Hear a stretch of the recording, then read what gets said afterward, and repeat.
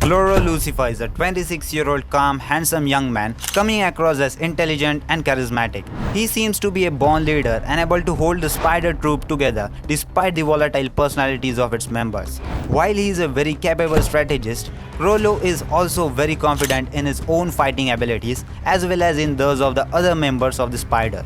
Throughout the manga and also some part of the anime, Chloro seems to make many nonsensical statements, which basically means that he has a philosophy of his own which is far more different from how the world really works.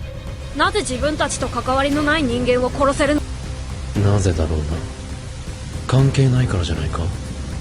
いや、やはりと言うべきか。自分をつかむ鍵はそこにあるか。なんだこいつ。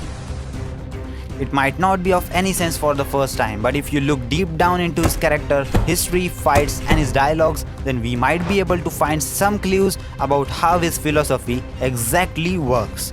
But before starting with the breakdown, make sure to subscribe to my YouTube channel so you can get amazing content related to animes on a regular basis, including top 10 listing, breakdown, reviews, and recommendations. クロロールシルフル、変わった名前ね。仲間には団長と呼ばれてるけど。Chloro is a character that best fits into INTJ personality type. Among men, this type of personality is a little more common with 3.3% of the population, making it the rarest type of personality to ever exist. He is independent but very driven, and he is great at finding patterns and looking forward to the future. He keeps his card close to the chest, but he knows exactly what he is doing. These thoughtful tacticians love perfecting the details of life, applying creativity and rationality to everything they do. Their inner world is often private and complex one, just like Chloro has.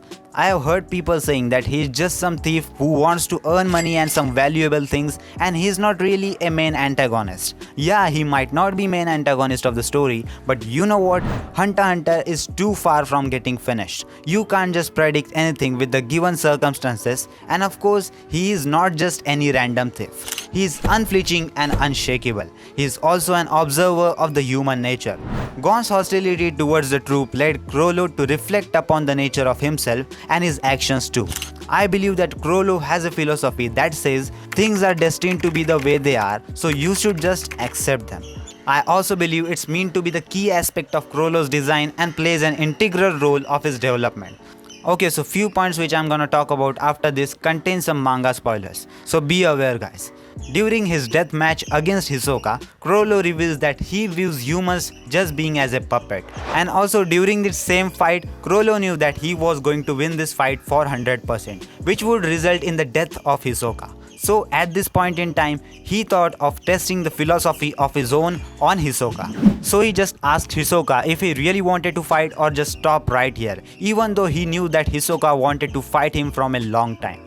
But Hisoka kept pushing on to fight with Chrollo, which tells him that really people are stuck with their destiny. They will die whenever they are destined to die. They themselves cannot change their destiny, neither anyone other can. And because of this philosophy is embedded in his mind and heart so hard that he doesn't even fear death now, because he thinks that it is inevitable, which leads him to doing such dangerous stuffs without thinking about the consequences. For him, the most important thing in his life is the troop. He cares for the troop more than his own life. He once stated that spider can still walk and survive without their head, stating that even if anything happens to Chrollo's life, who is the head, the phantom troop should stay as it is and continue to strive for their goals. 雲では俺が頭でお前たちが手足。例えば俺が死んでも誰かが後を継げばいい。俺の命令は最優先だが俺を最優先に生かすことはない。生かすべきは個人ではなく雲。In order to prevent their negative fortunes from coming true, Chrollo ordered the troops members to stay close and to assist each other. The only people Chrollo seems to care about are his fellow troop members. When he read his fortune written by Neon, which alludes to Uogen's death, he cried for him. Later on, he orchestrated a massacre of mafia members as a requiem to his fallen comrade. After the death of Kortopi and Shalnark at the hands of Hisoka, Chloro appears visible distraught and furious too, vowing to kill Hisoka as soon as he sees him. Chloro's character draws a biblical motifs, specifically diabolic ones. The inverted cross of his coat is often associated with Satanism, and his surname is obviously derived from Lucifer. The cross of the Saint Peter or Petrine cross is an inverted Latin cross traditionally used as a Christian symbol, but in recent times also used as an anti-Christian symbol. In Christianity, it is associated with the martyrdom of Peter the Apostle. The famous French occultist Eliphas Levi wrote that this was the sign of satanic inclinations. Over time, Petrine cross comes to know as the more commonly known as a occult symbol. Starting with the 1960s, several TV productions and movie franchises featured the cross of Saint Peter as a symbol of representing the Antichrist or Satan, making it one of the most popular satanic symbols today, which is again, as we all know, is used in Hunter x Hunter 2. As for why Crollo relies so heavily on faith, we can only speculate ahead of the hopefully getting that kind of information in future chapters. All we know about him is that he is from the Meteor City, which has a lot of mystery built up around it, and which we know is a place where people throw other people away. Some don't even believe it exists. It's not really hard to see from a psychological lens to see why someone would grow up in such an environment, would tell themselves that the faith governs everything and finds that thing as comforting. Because then at that time it isn't their fault, and children by nature do think that everything is their fault. Yet Crollo does try to gain some control over it even back in the Meteor City by forming the Spiders, a pseudo family. Kurapika is basically the same. If it's faith, then he doesn't have to blame himself for the deaths of his tribe, and his memories do strongly imply that he has a reason to blame himself, but it is still not his fault. And since it is the faith that Kurtas died, he can gather their eyes and send them off in peace, and then die himself. So in short, going through so much trauma while being a little kid, of course you are gonna think that everything is controlled by faith.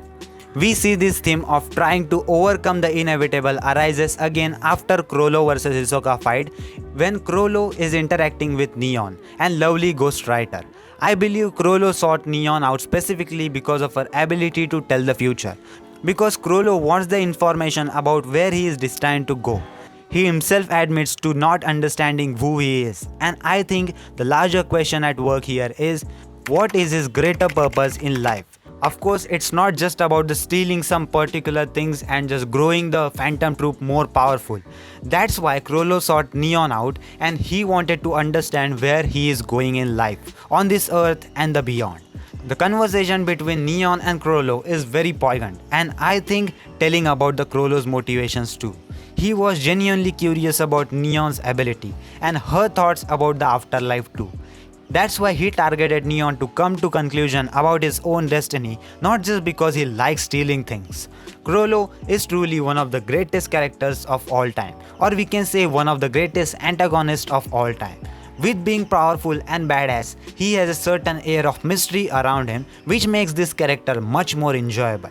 His nonsensible dialogues, unknown past and relationship, true goals are some of the few things which makes him an amazing character. What are your thoughts about this analysis video of Crollo's philosophy? It was really fun to make this video, so make sure to leave your thoughts in the comment section down below.